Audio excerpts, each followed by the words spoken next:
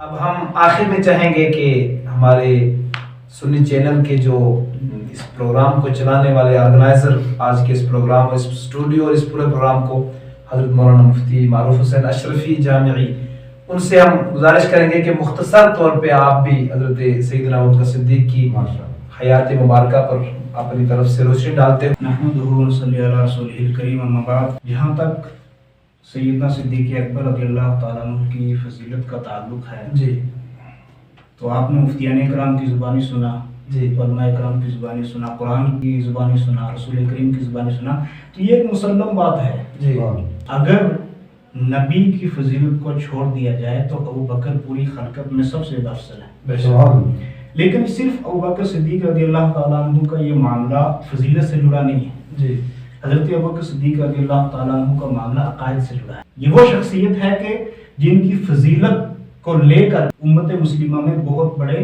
دو فرقے بندے ہیں، اور جن کا وجود شروع سے آ رہا ہے، اہل سنت والجماعت اور اہل تشیع۔ جیسے ہم خلیفہ اول مانتے ہیں سیدنا ابوبکر صدیق کو، اور یہی حق ہے، بے شک، اور یہی قرآن نے کہا، یہی رسول اللہ کے فرامین سے واضح ہوتا ہے، اور یہی صحابہ اکرام کے عمل سے ثابت ہے۔ جی، تو یہ کہنا کچھ لوگ ہمارے اہل سنت میں جو صلح کلیت کی طرف جا رہے ہیں، یہ تعبیر کرتے ہیں شیعوں کے درمیان بیٹھنے کی وجہ سے جی، کہ حضرت ابوبکر صدیق رضی اللہ تعالیٰ عنہ یقیناً خلیفہ اول ہیں، لیکن حضرت علی روحانی خلیفہ اول ہیں۔ جی، ایک بات یہ آپ سوچیں، بڑی اچھی بات آپ لائے۔ کون صحابی رسول ایسا ہے، بہت کون صحابی رسول ایسا ہے کہ جو روحانی نہیں؟ کیا بات ہے، کیا بات ہے، حضرت ابوبکر کیا بات ہے، آپ کی روحانیت میں کیا صدیق اور سیدنا ابوبکر صدیق رضی اللہ تعالیٰ عنہ کی روحانیت، آپ صرف ایک نقطے سمجھیں، کیونکہ ٹائم کم ہے، میں زیادہ بولوں گا نہیں، آپ نے سماعت کر لیا۔ جی، ایک مرتبہ رسول کریم صلی اللہ تعالیٰ علیہ وسلم سے ان کی ازواج مطہرات نے یہ مطالبہ کر لیا کہ آج کوئی میٹھی چیز پکنا چاہیے، اور رسول کائنات صلی اللہ تعالیٰ علیہ وسلم کے پاس اس وقت اتنا مال نہیں تھا کہ کوئی میٹھی چیز پکائے، تو بہت زیادہ ضد کی ازواج مطہرات نے، تو رسول کریم صلی اللہ تعالیٰ علیہ وسلم ناراض ہو کر کے ایک جگہ بیٹھ گئے۔ اتنے میں حضرت ابوبکر بھی آئے، حضرت عمر آ گئے، دونوں صحابی رسول آ گئے، اور رسول اللہ صلی اللہ تعالیٰ علیہ وسلم کو جب پریشان حال دیکھا تو سوچا کہ رسول اللہ صلی اللہ تعالیٰ علیہ وسلم کا دل بہلا ہے، تو وہی بات جو رسول کائنات صلی اللہ تعالیٰ علیہ وسلم کے ساتھ ہو چکی تھی، اسی بات کو دہرایا۔ یا رسول اللہ، یوں تصور کریں کہ ہم آپ کی بارگاہ میں ایسے پہنچ گئے ہیں کہ جیسے ہمیں ہماری بیویوں نے پریشان کیا ہو کہ آج کوئی میٹھی چیز کھلا دیں اور ہمارے پاس ہم پریشان ہو کر اللہ کے رسول صلی اللہ تعالیٰ سے مسکرا پڑے اور فرمایا کہ آج میرے ساتھ بھی ایسا ہی ہوا۔ جب یہ بات سننا تھی تو حضرت ابو بکر اور حضرت عمر اپنی اپنی بیٹیوں کی طرف دوڑ پڑے ان کو مارنے کے لیے، تو رسول اللہ صلی اللہ تعالیٰ علیہ وسلم نے آگے بڑھ کر کے حضرت ابوبکر کا ہاتھ پکڑا، حضرت عائشہ کو نہیں مارنے دیا، اور باپ نے کہا کہ دیکھو نتیجہ کیا ہوتا ہے، کیونکہ وہ رحمت یہ روحانیت کیسے؟ کیا حضرت ابوبکر صدیق رضی اللہ تعالیٰ عنہ یا حضرت عمر رضی اللہ تعالیٰ عنہ رسول کائنات پر ہم مزاج نہیں ہیں؟ کیا ان کی روحانیت نہیں ملتی؟ کس طریقے سے یہ واقعہ پیش آیا؟ وہی بات انہوں نے بیان کی جو رسول کائنات صلی اللہ تعالی وسلم کے ساتھ ہو چکی تھی۔ ملوانا ہو گیا، اور نماز روحانیت سے تعلق رکھتے ہیں، حضور نے نماز کے لیے مصلی پر کھڑا کر کیا بات ہے، اگر روحانیت میں یہ مقام نہیں تھا تو مصلی امام کو نہیں جانا چاہیے۔ میر صاحب کی زبانی آپ نے سنا کہ اللہ کے رسول صلی اللہ تعالی علیہ وسلم کی موجودگی میں مصلی امامت پر، مصلی رسول پر کھڑے ہو کر کے حضرت ابوبکر صدیق نے نماز پڑھائی، تقریباً 17 نماز ہے، جی جی جی، اور یہاں تک بھی آیا کہ ایک نماز رسول کائنات صلی اللہ تعالی علیہ وسلم نے حضرت ابوبکر کے پیچھے پڑھی، سبحان اللہ، سبحان اللہ۔ حضرت ابوبکر کے پیچھے نماز پڑھنا اور صحابہ کرام کو حکم دینا کہ حضرت ابوبکر صدیق کے پیچھے نماز پڑھیں، تو یہ اس بات پر قوی دلیل ہے بے شک کہ رسول کائنات صلی اللہ تعالی علیہ وسلم نے اپنی زندگی میں ہی ان کو امام المسلمین اور خلیفۃ المسلمین، اب صحابہ کرام نے دیکھیں، اگر ہم یہ بات مان لیتے ہیں تو اس میں کتنا بڑا فساد لازم آتا ہے۔ بعض لوگ اپنے غلیظ عقیدے کو بیان کرنے کے لیے صحابہ کرام کے عمل کو غلط قرار دیتے ہیں۔ جی معاذ اللہ۔ اب یہ دیکھیں کہ تمام صحابہ کہ جن کی پیروی کرنا رسول کائنات صلی اللہ تعالی علیہ وسلم نے ہدایت کی نشانی بتائی، تو ہدایت کی نشانی اگر صحابہ کی پیروی میں ہے تو پھر سارے صحابہ اس بات پر کیسے جمع ہو گئے کہ حضرت ابوبکر صدیق پہلے خلیفہ ہے؟ سب نے حضرت ابوبکر صدیق کی کس طریقے سے بیعت کی، اور 6 مہینے کے بعد کچھ مصروفیات کی وجہ سے حضرت علی بیعت نہیں کر پائے، تو حضرت علی نے بھی 6 مہینے کے بعد جا کر کے حضرت ابوبکر صدیق رضی اللہ تعالی عنہ کے ہاتھ پر بیعت کی.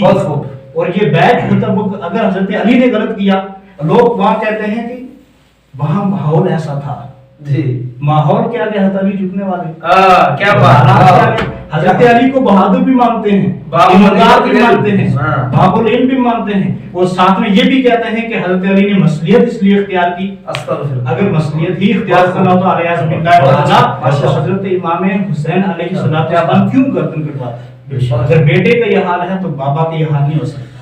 تو خود بخود اپنے غلیظ عقیدے کو بیان کرنے کے لیے اور اپنے اس عقیدے کی غلاظت کو چھپانے کے لیے وہ صحابہ کرام کی تصویر کرتے ہیں، اور اہل بیت کی محبت میں آ کر کے صحابہ کرام کو برا بھلا کہنا رافضیوں کا طریقہ، اور خارجیوں کا طریقہ یہ رہا کہ انہوں نے صحابہ کرام کی محبت میں آ کر کے اہل بیت اطہار کو برا بھلا کہا، جبکہ یہ رسول کائنات صلی اللہ تعالی علیہ وسلم کے جنم اسلام کے 2 پھول صحابہ کرام کی جماعت اور اہل بیت کی جماعت. تقابل ہے ہی نہیں، تقابل نہیں.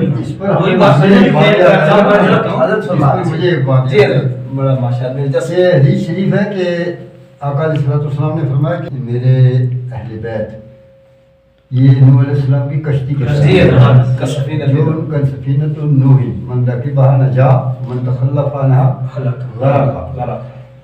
تو ایک طرف یہ فرماتے ہیں، اور دوسری طرف ہم جیسوں کے لیے جو شان صدیق کو یا صحابہ کی شان کو سمجھنے کے اہل نہیں ہیں، ان کے لیے فرماتے ہیں کہ اصحابی کا نجوم بأیہم اقتدیتم اہتدیتم.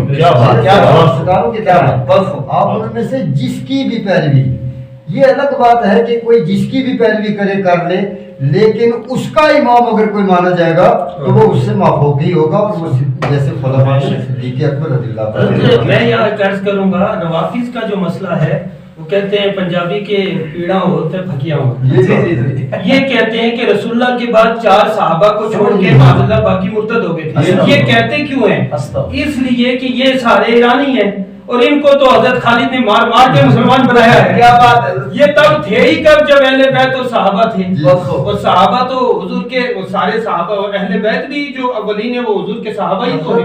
تو فضیلت صحابہ ان کے میں ہمارے پاس موجود ہیں. حضرت بہت کم ہے، معاملہ یہ ہے کہ یہ بہت سیر حاصل گفتگو کرنے کے لیے ہمیں وقت کی ضرورت ہے. معاملہ یہ ہے کہ حضرت ابوبکر صدیق رضی اللہ تعالیٰ عنہ جہاں پر رقیق القلب ہیں، نرم دل ہیں، جہاں پر انہوں نے نرمی اختیار کی وہاں پر انہوں نے سختی بھی اختیار کی. بے شک مرغیوں میں زکات ہوگا. وہ اگر اپنے اعمال کے معاملے میں اور دین فہمی کے معاملے میں اگر وہ کوئی سلوک کرتے ہیں تو نرم دل، نرم رویہ، رحماء بینہم کی صحابہ تصویر.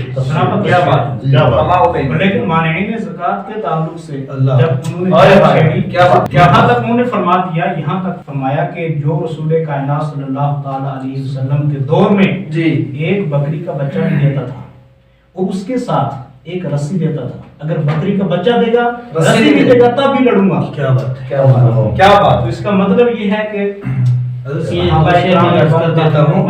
صدیق عکس حسن و جمال محمد، کیا بات. فاروق زیل جاؤ جلال محمد، عثمان ضیاء شمع کمال محمد، حیدر بہار باغ خصال محمد، اسلام ما اطاعت خلفاء راشدین، اسلام ما اطاعت خلفاء راشدین، ایمان ما محبت آل محمد، ایمان ما محبت آل محمد رسول اللہ.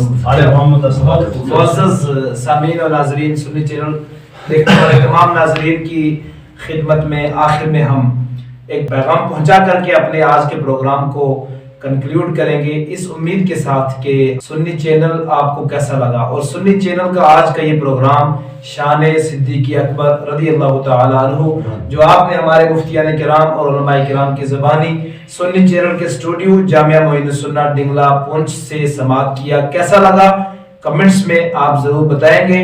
سنی چینل سنی علماء کونسل جموں و کشمیر کا ایک نمائندہ چینل ہے، جس پر انشاءاللہ العزیز ہم اس بات کے وعدہ بند ہیں کہ آپ کی خدمت میں سنی چینل کے ذریعے اس طریقے کے موتی اور علمی ہیرے آپ کے سامنے پیش کرتے رہیں گے۔